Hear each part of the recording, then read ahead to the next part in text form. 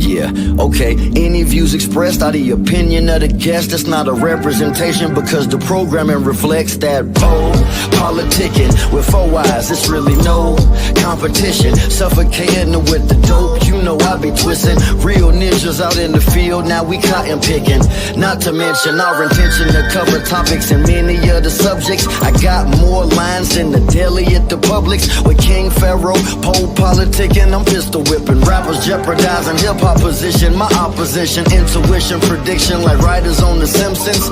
To witness the glimpses from higher up dimensions. My bitches be fighting gremlins like Phoebe Cakes. Let me cook, stove top oven, easy bakes. Hydroponic with them seaweed flakes. Yeah, these rappers started from the bottom, power bottom. TD Jakes, unfollowed. Talking about have you ever been swallowed? Regardless of race, color, or creed, you get Apollo. We politicking, ticking, we straight politicking, ticking. When it's a great show, you got to listen. Listen to that politicking, ticking. This for the politicking, ticking. We straight politicking, ticking. When it's a great show, you got to listen. Listen to that politicking, ticking.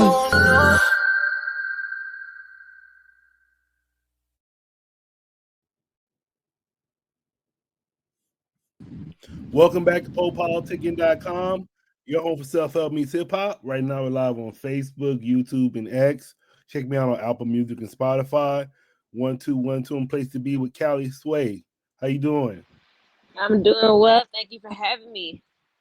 What's up? No doubt. Yeah, I was telling you, I heard you on I was going to listen to my Apple playlist, and it was like a breakthrough artist, like breakthrough R&B. And I heard your latest song, and I was like, wow, okay, let me hit her up. Yeah, thank you. I mean, it's a whole purpose of putting this type of music out is to get people aware of it, hear it, be surprised when they realize something like this is coming from the city. So I'm glad you found me. Yeah, and I was like, man, I'm gonna see what she say first. So that's why first I just hit you up and said, oh, I like your music. So I just want to see, some people they might not hit you back or none of that. So I'm gonna hit you up.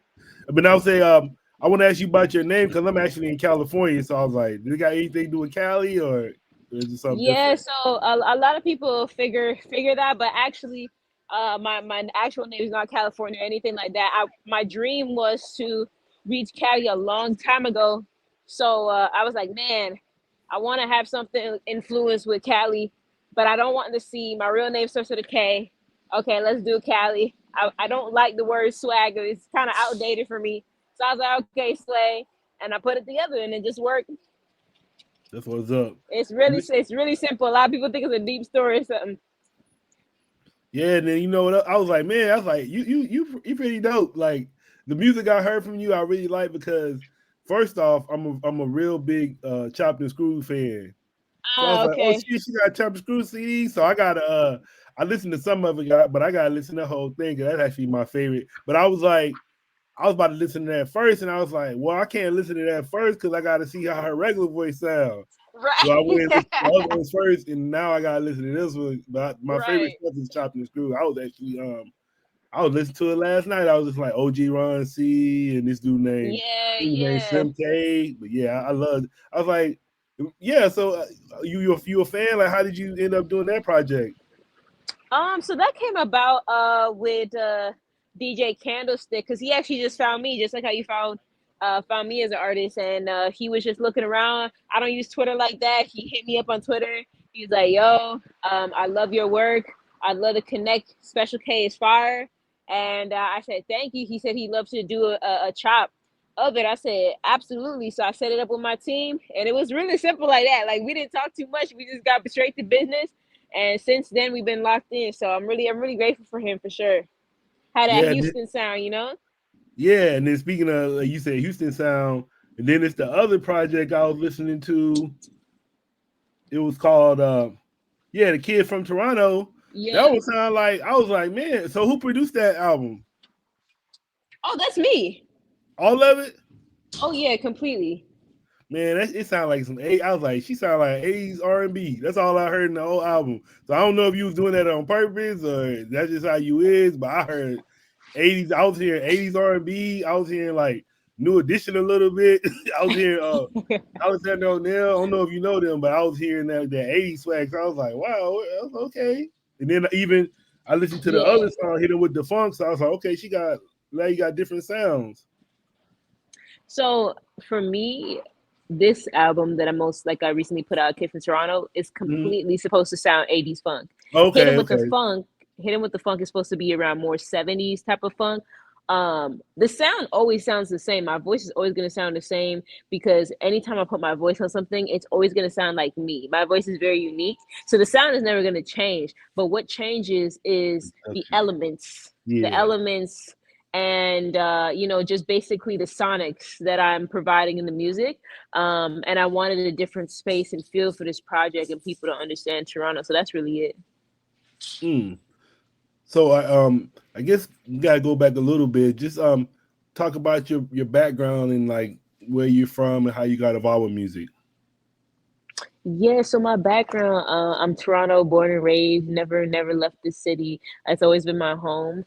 And since I was born and raised here, I love music since I was young. Grew up on a lot of like Erica Badu with my dad in the car, Snoop Dogg, stuff like that. And then, then I went into some parallel like Parliament funk and stuff like that. So I had a big evolution of that with my dad. And then when I went back home, I had Pharrell to Mariah Carey to Aaliyah to even Gorillaz playing at home. So I had a different whole category and discography of sounds that were introduced to me when I was younger. And then once I grew up a little bit more, I started to want to produce around 13. And I was like, man, I'm too shy. Like I'm too shy to like sing on stage or like show my voice. So I really wasn't gonna be an artist. I was just gonna focus on production. So I was really improving my production skill since I was 13 to about 18. And then when I was 19, I went to college for independent music production at this college called Seneca. And I had applied for a nonprofit organization that helps with creatives called Remix Project. I got accepted. And they just give so many opportunities to creatives to network, to be embraced in a community that is very supporting, but also you're along with other creatives that are trying to grow and be in the industry as well, offer opportunities like panels and meet with industry level people who you wouldn't regularly meet unless maybe you're in the game already, right? So when I had met them, they had panels, business panels. That was really, really, really good. And in one of the last panels, I had someone named Worldwide Ty as a panelist. He was amazing. I resonated with him the most because he was just super raw, didn't sugarcoat anything, and said the most truth. So after the panel was done, I asked him, I said, hey, how do you meet real, genuine people that want to continue to grow and flourish, but grow with the team? Like, how do you find that? That resonated with him. I didn't even tell him I made music. I didn't even tell him I was an artist. I just asked him that question. He gave me his number. I was the only person he gave his number to that night. And we started texting. He said, yo, eventually as we're talking, he's like, what do you do? I said, I'm a producer and a songwriter. He says, let me hear something. So I give him my very first track that I ever released, which was Cherry. And when I released that, when I gave it to him, he's like, okay, let me fly you up to LA. Let me fly you up to LA. Let me show you around the team. Like he was in love with it. Like it was very raw, very rough track. And since then we've been locked in. He just wanted to be a part of my journey for the first year, see how it goes. And we've been locked in for 5 years and more since. Okay. So what do you want the listeners to know about you? To know about me is basically, again, I was a producer starting from the ground up. I'm a songwriter. I'm a singer. I'm everything really. I'm a record producer. I would consider myself more than just a beat maker, producer, because I don't sit there making random beats hoping it hits. I make records. That's how I approach everything. And I'm really intentful with what I do. I'm a nerd when it comes to this music, man. You gotta be a nerd. You gotta love it so much. I love playing sports. I'm a basketball girl. You know what I mean? I'm into a lot of like reading, making sure you keep yourself internally, spiritually uplifted. And I'm always trying to make the sound of funk be spread globally but in my modern way that I'm doing it now. And that's my goal, is to make this music hit all ages and not just one. So hopefully everyone resonates with that. That's the goal, and that's what we're trying to strive for. All right. And then you kind of hit on my next question because you say you make records. So I wanted to actually ask you about your creative process.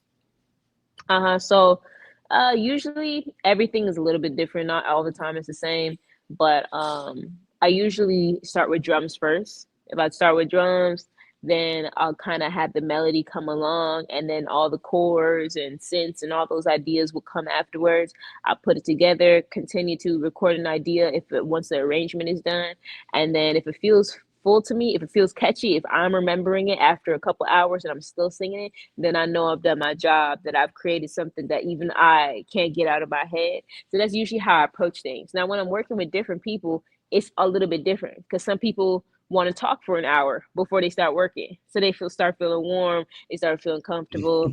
You know what I'm saying? And you gotta kind of like, it's like dating, like you gotta ease into it and break the ice. So something like that. And then if it's somebody who likes to get straight into work, I might have like a couple drums already as a basis, but then I'll build it up with them in person. So it's different for everybody. It's not the same. And then so what are your basketball teams? My favorite basketball team? Yeah, you're a Raptors fan, or you Yeah, probably like yeah. the Lakers? Man, I can't even lie. I'm a Raptors fan, but like right now, I'm just The really Lakers into fan. no. I'm actually really into LaMelo Ball. I really think Okay. as a young player, like I really want him to like strive for the best, and I really love his play style, and I want him to continue to flourish. So I'm really into Charlotte Hornets right now. Now he be hooping. Yeah. Now I've been watching his dad. I was like, man, I'm trying to figure out. I was like, damn. I was like, I was like, man, he got that spirit because he got his leg chopped off. That shit, like, it didn't even matter. Then he was Yeah, talking man. shit. He was like, oh, y'all know why I cut my leg off? He was like, because I guess Michael Jordan was like, only way he can beat me is with one leg. Right. Then he was like, so I got one leg just to get him an advantage. And he's like, I might grow it back. So I'm like, damn, man. I was like, where you get all this damn confidence from? And, He got some that's good a strong energy, man. Like, to man. put 3 kids in the league like that. Like, man, I mean, not 3, but 2. But yeah, Right. they got a good dad, man. And they be hating on him, but I like it. I like that guy. I like their No, dad a lot. yeah, LeVar, yeah, really, really cool guy. Yeah, that's what's up. So then, so what are you working on now? I heard, like I said, I heard the single, but yeah, when I close my eyes. So what's next for you? So right now we actually, it's exciting to talk about. We got an EP coming March 28th called "Take Me Back: World of Eras." Really excited to drop it. It's got 6 songs. It's gonna be fun. Again, continuing the evolution of the sound, getting into the '90s world with the funk. Getting people into a little slower pace of music, which I love because I haven't showcased that before. So that's what you can look forward to, the new project. But that's what's going on in my world right now. And then who are some of the artists you listen to? Currently, I listen to a lot of older music. So right now, my recent listens have been Prince, some Brandy. A lot of them have been Michael Jackson, Joe. It can go anywhere, but I listen to a lot of old music. You know what I was listening to last night? I was talking about Chopped and Screwed, OG Ron Uh, C. But I was listening. It wasn't OG Ron C, but I was listening to somebody Chopped and Screwed, that Drake and Party Next Door. And okay. That new my girl liked project. the album, so we was Okay, listening. Well, I like it too, but she liked it a lot, so we was listening to it. But I like that album, man. I like that album a lot. It's tight. cool. You listen to Drake? Yeah. Absolutely. I've listened. Oh my gosh, I listened to Drake. I think my first CD was "Take Care." So absolutely, yeah. Yeah, I've been saying, cause I was noticing when you first named all the artists you grew up on, you didn't name any like Canadian. Cause I remember they had do y'all have Craig Davis? Craig Davis. Yeah, Craig David, he'd be like, "Can you feel me Oh, in yeah. your Monday Craig took Davis. on a Yeah. date?" Yeah, I'm like, why nobody talk? I think to me, I was like, man, I like him, but I don't hear nobody from like anybody interview from out there. Nobody Well, mentioned him, but I was like, I he mean, dope. at the end of the day, somebody could be fired from the city, but inspiration is different than like knowing someone. You know what I'm saying? So it's Uh-huh. like if I love your music, that's cool, but I want to be inspired. And those are those people that I listed was with my inspiration. But Drake was just Drake was amazing, and that was something that I loved to hear when I was in my teens. I grew up on it, but it wasn't something that inspired my sound today. So I'm saying, are they like? I don't know. I guess in my mind, I be thinking like if they're big in United States, they're already big in Canada. So is that the case sometimes, or could it just be somebody that's in Canada, they're not even well known, and they just come over here and become big?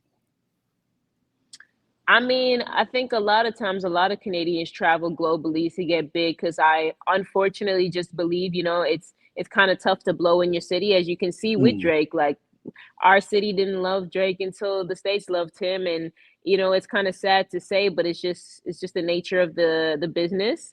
But one thing that I will say is that, because of Drake, the city has been flourishing for these couple of years, and now it's our turn to show what more work that we can do. The man put so much on for our city, so you know what I mean.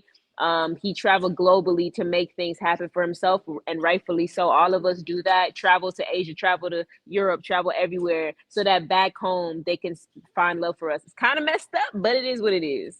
Yeah, no, they talking about that in the Bible, like prodigal son. Uh-huh. Yeah, I would say, and then why y'all call it the city? What you say?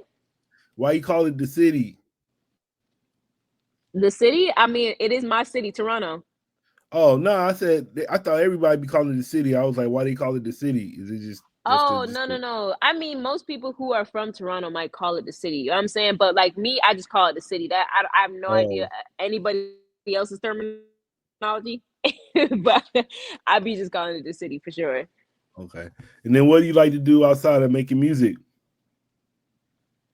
Me, like I said, I play ball. I be drawing a lot. I like to read, unwind, do those type of things. Just do those type of things to calm myself down. Meditation is very important to me. So that's usually what I do on my hobby type of basis. And if I need to get outside, which I'm very active, I usually do that too. I work out. So all those type of things are my daily hobbies. Now, how do you meditate? Meditate, I mean, I have an app. I usually use Headspace, and if I don't use that, I usually just know how to get myself in the zone to calm down, do breathing exercises, especially before shows and stuff like that. Get my head in a good space before I head out anywhere.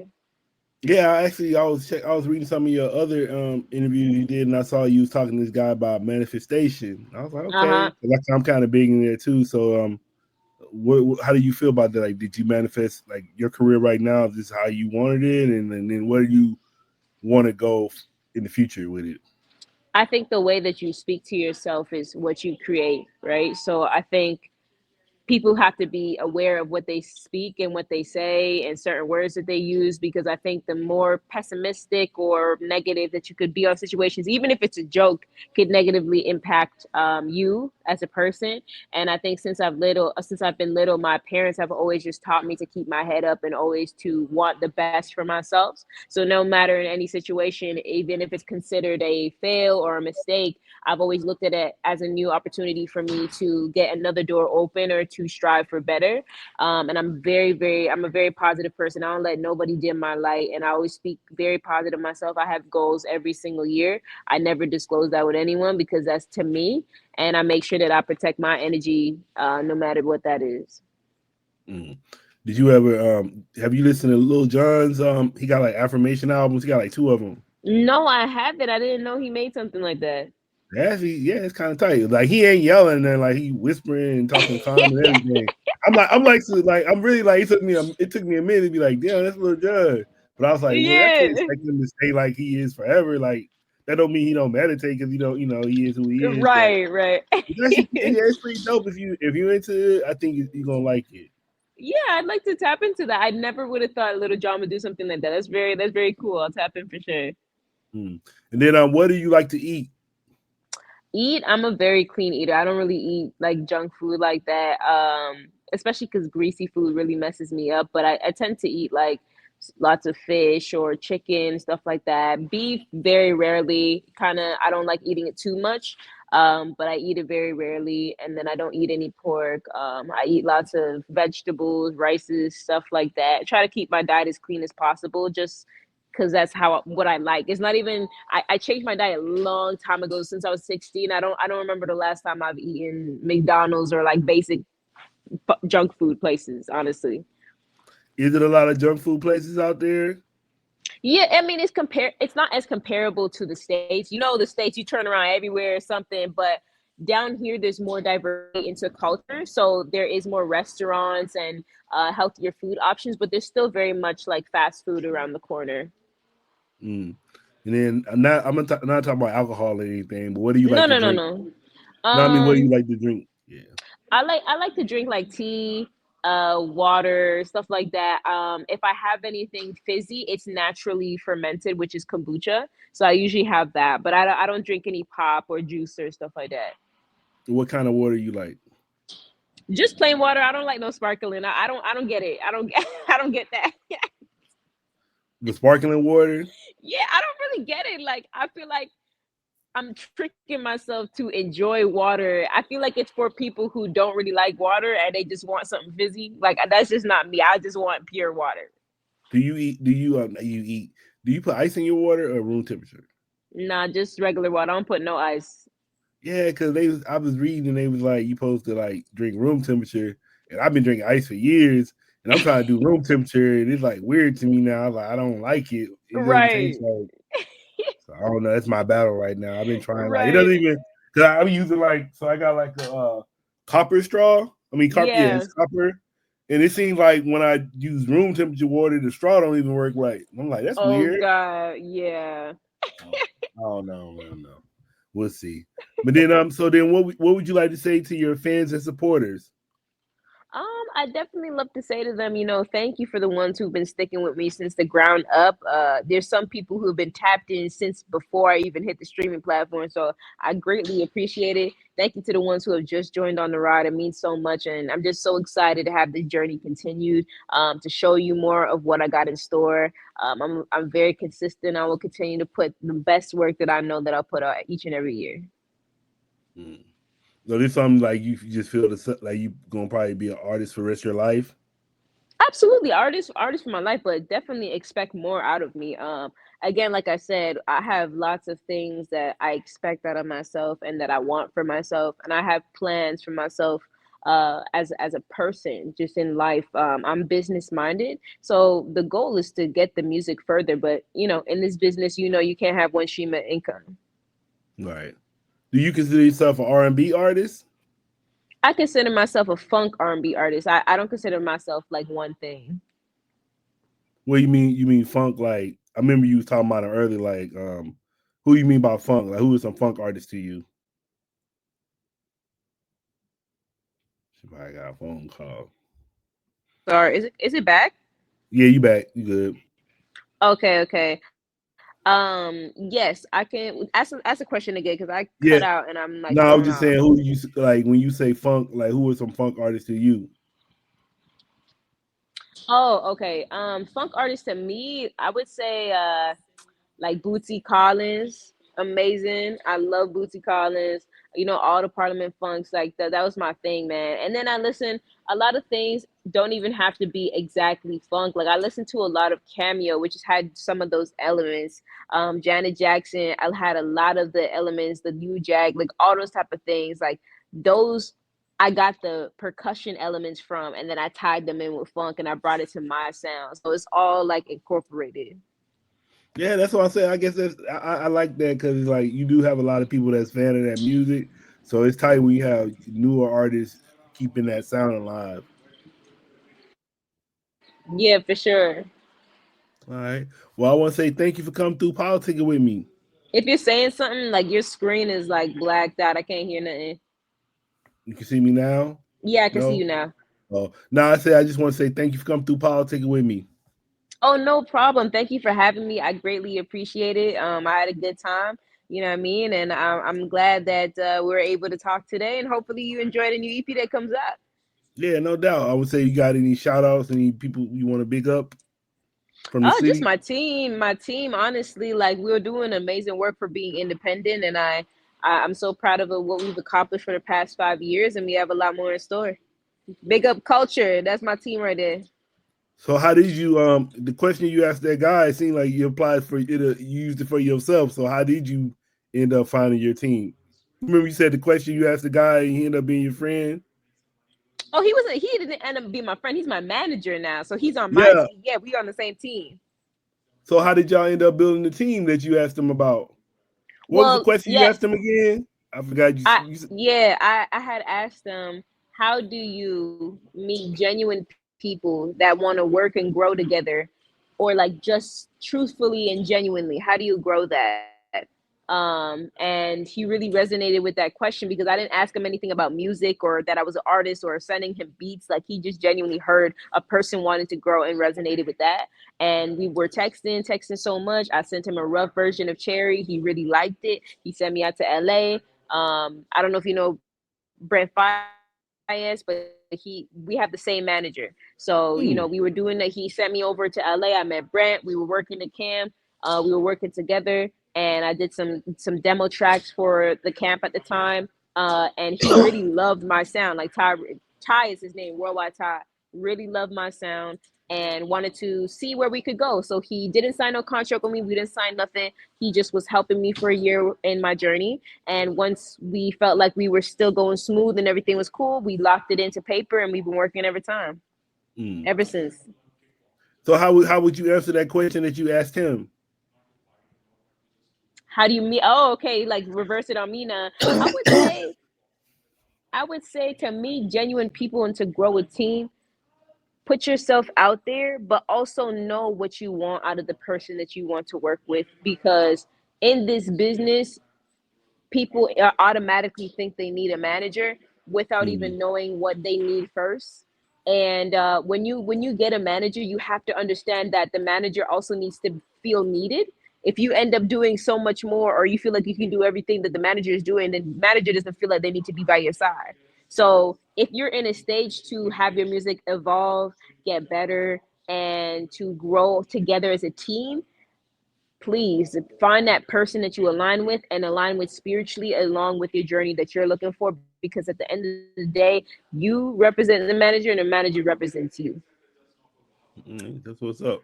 All right, yeah, like I said, I want to thank you for coming on. What was your social media again? Cali Sway, Kalisway. All right,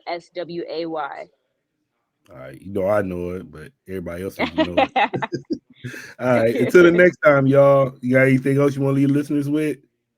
No, that's it. Just maybe just tell you guys again. My new EP is coming March 28th. It's called "Take Me Back, World of Errors." I can't wait to show y'all. It's gonna be a great listen. Did you make the cover yet or no? Yeah, everything is done, man. We can't be waiting last minute like All that. right, for sure. All right, I'm gonna be checking it out. I'm gonna be on the lookout for it. Awesome. All right, y'all. Till the next time. Peace, y'all. Later, guys. Peace.